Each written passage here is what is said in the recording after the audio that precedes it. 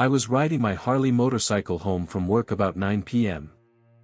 The drive belt broke, so I had to stop. I was very angry and was going to call my girlfriend to bring me a new belt and some tools so I could fix it. I never got to make the call.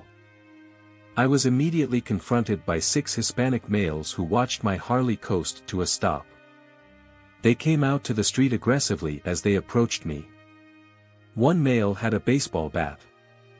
I was in the wrong place and was about to fight for my life.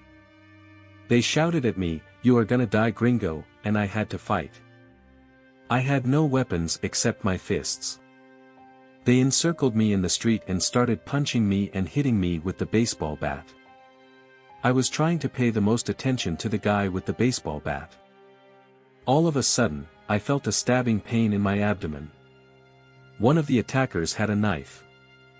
When I was stabbed, I also was hit in the head with the baseball bat and was out like a light. The next thing I knew, I was standing on a beach in the Republic of Panama. I used to go snorkeling there when I was in the army.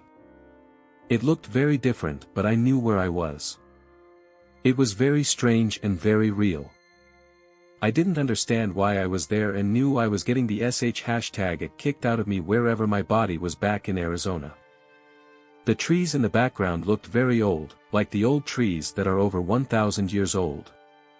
There was a little girl standing in front of me with a grin on her face as she was looking at me. She had on blue clam-digger shorts and a white sleeveless, V-cut t-shirt. She was barefoot. As she stood smiling at me, I noticed that she had the greenest eyes I have ever seen, like fire green. It was midday. The ocean, sun, birds, and the wind were so totally real that it was very confusing. Why was I there?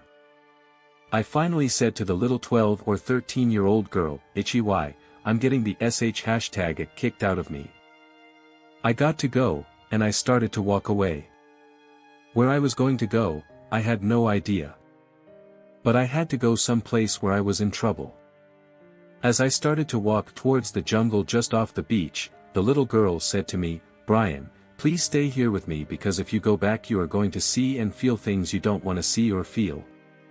I stopped, turned around, and said, "Who are you?" She answered, "I am your guardian angel. Please stay here. Come sit down, we have much to talk about." There was a drift log off to my left and we sat down. I asked, "Where am I?" She said, "Heaven." "Well, your version of it. I knew you loved this place so we came here." "Am I dead?" I asked. She said, "Yes you are, but you can't stay here. You got to go back." When she said that, I could hear people talking in the jungle and I knew who they were. One was a friend I knew in high school who had died in a car wreck. Another was my older brother, who I never met. I could not see them very well but could hear them talking with others in the jungle. I asked, "Why can't I stay? It's beautiful here." She said, "It's not your time. You have much to do." I asked, "What?" She laughed and said, "Now, if I tell you, it won't be as much fun now. Will it? You get to stay here for a while but you got to go back and when it's time to go I will let you know." All of a sudden it was night.